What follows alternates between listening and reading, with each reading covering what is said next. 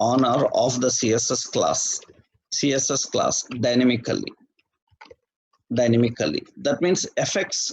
That means you can switch between effects. You can switch between effects. Generally, how we define that? Actually, we keep ng class. So ng class, and here we add object reference. You know, object means you have to use parenthesis. In this, we have to define class name, and colon, true or false. That means you want it or not. Similarly, another class name, and you want it or not. You can define like this. That means it allows you to dynamically turn on and off the classes. Because according to state, the classes, some class must be applied, some class not. For that, we need to understand this. These are the major things that we use in validations. Actually, we use these in validations regular. So that means an object reference is used here. Object reference is nothing but, for example, suppose here I am defining apply effects, and instead of these text effects and all, I will remove that. I will remove this text box, and I am using an ordered list and list item. Input type is equal to checkbox, and here I am defining as text effects. That is a checkbox, and this is the checkbox that is having text effects. And similarly, the other checkboxes. So 3 checkboxes. This is back effects, and another one is border effects. Like this. Now we have 3 checkboxes here: text effects, border effects, and all. So here for unordered list, I am applying a class as list item, right? So list item, yeah. List item I will define as list style. Okay, list unstyled, right? Yeah. List unstyled, it will remove those bulleted symbols. Right? So here we need to configure. So when we select text effects, back effects, border effects, those effects need to be applied. To this text. You know that the checkboxes usually configure a Boolean value.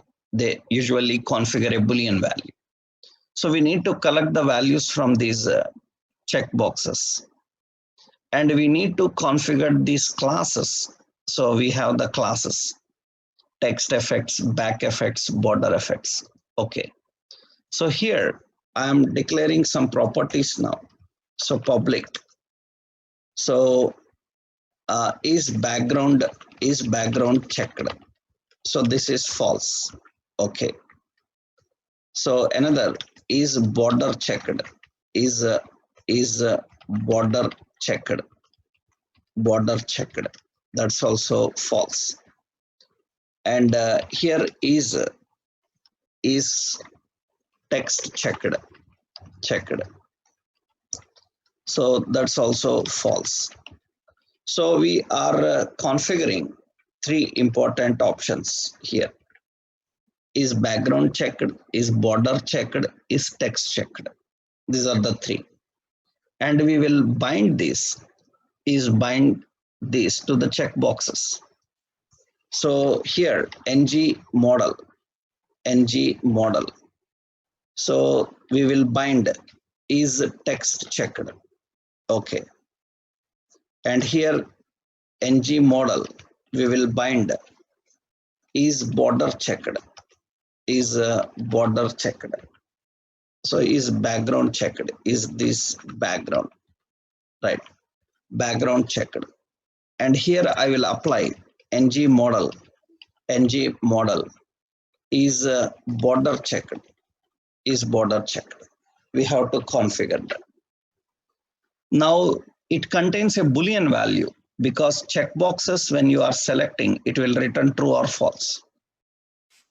Now for heading, here I am defining like this. For heading, I will use an object reference now.